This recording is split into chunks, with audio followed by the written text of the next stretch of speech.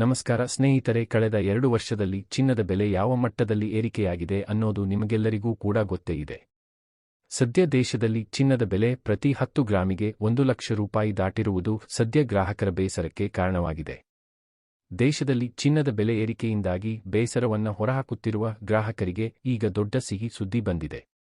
ಹೌದು, ದೇಶದಲ್ಲಿ ಚಿನ್ನದ ಬೆಲೆ ಮಹಾ ಕುಸಿತವಾಗಲಿದ್ದು, ಚಿನ್ನದ ಬೆಲೆ 65,000ಕ್ಕೆ ಬರಲಿದೆ ಅಂತ ತಜ್ಞರು ತಮ್ಮ ಅಭಿಪ್ರಾಯವನ್ನ ಹೊರಹಾಕಿದ್ದಾರೆ.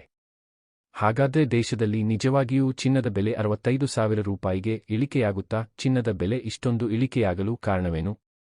ಇವೆಲ್ಲದರ ಬಗ್ಗೆ ಸಂಪೂರ್ಣ ಮಾಹಿತಿಯನ್ನ ನಾವು ನಿಮಗೆ ತಿಳಿಸಿಕೊಡ್ತೀವಿ ನೋಡಿ. ನೀವು ಗಮನಿಸಿರಬಹುದು, ಕಳೆದ 2 ವರ್ಷಗಳಿಂದ ಏರಿಕೆಯಾಗುತ್ತಿದ್ದ ಚಿನ್ನದ ಬೆಲೆ ಕಳೆದ 2 ತಿಂಗಳಿಂದ ಇಳಿಕೆ ಅತ್ತಮುಖ ಮಾಡಿದೆ. ಅಷ್ಟೇ ಮಾತ್ರವಲ್ಲದೆ ಭಾರತೀಯ ರಿಸರ್ವ್ ಬ್ಯಾಂಕ್ ಕೂಡ ಕಳೆದ 4 ತಿಂಗಳಿಂದ ಒಂದೇ 1 ಗ್ರಾಂ ಚಿನ್ನವನ್ನು ಆಮದು ಮಾಡಿಕೊಂಡಿಲ್ಲ.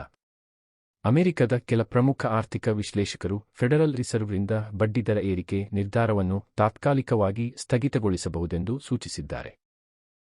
ಈ ಅಭಿಪ್ರಾಯದಿಂದ ಅಮೆರಿಕನ್ ಡಾಲರ್ ಬೆಲೆಯಲ್ಲೂ ಕೆಲವೊಂದು ತಾರತಮ್ಯ ಉಂಟಾಗಿ ಅಂತಾರಾಷ್ಟ್ರೀಯ ಬಜಾರಿನಲ್ಲಿ ಚಿನ್ನದ ದರ ಕುಸಿದಿದೆ. ಇದರ ಪರಿಣಾಮವಾಗಿ ಭಾರತೀಯ ಬಜಾರಗಳಲ್ಲಿಯೂ ಚಿನ್ನದ ಬೆಲೆ ಇಳಿಕೆಯಾಗಿದ್ದು, ಶ್ರಾವಣ ಮಾಸದ ಆಭರಣ ಖರೀದಿಗೆ ತಯಾರಾಗುತ್ತಿರುವ ಗ್ರಾಹಕರಿಗೆ ಇದು ಒಳ್ಳೆಯ ಅವಕಾಶವಾಗಿದೆ. ಚಿನ್ನದ ಬೆಲೆ ಕುಸಿತವಾಗುವ ಸಾಧ್ಯತೆ ಇದ್ದು, ಈ ಕಾರಣಗಳಿಂದ ಭಾರತೀಯ ರಿಸರ್ವ್ ಬ್ಯಾಂಕ್ ಕಳೆದ 4 ತಿಂಗಳಿಂದ ಒಂದೇ 1 ಗ್ರಾಂ ಚಿನ್ನವನ್ನು ಆಮದು ಮಾಡಿಕೊಂಡಿಲ್ಲ. ಈ ನಿರ್ಧಾರದ ಬಗ್ಗೆ ತಮ್ಮ ಅಭಿಪ್ರಾಯವನ್ನು ಹೊರಹಾಕಿರುವ ಚಿನ್ನದ ತಜ್ಞರು ಈಗ ಚಿನ್ನದ ಬೆಲೆ 65,000 ಕುಸಿತವಾಗುತ್ತೆ ಅಂತ ಭವಿಷ್ಯವನ್ನ ನುಡಿದಿದ್ದಾರೆ. ಡಿಸೆಂಬರ್ 2025ರ ಒಳಗಾಗಿ ಚಿನ್ನದ ಬೆಲೆ ಭಾರೀ ಪ್ರಮಾಣದಲ್ಲಿ ಇಳಿಕೆಯಾಗಲಿದ್ದು, 65,000 ಇಳಿಕೆಯಾಗುವ ಸಾಧ್ಯತೆಯಿದೆ ಅಂತ ಚಿನ್ನದ ತಜ್ಞರು ತಮ್ಮ ಅಭಿಪ್ರಾಯವನ್ನು ಹೊರಹಾಕಿದ್ದಾರೆ.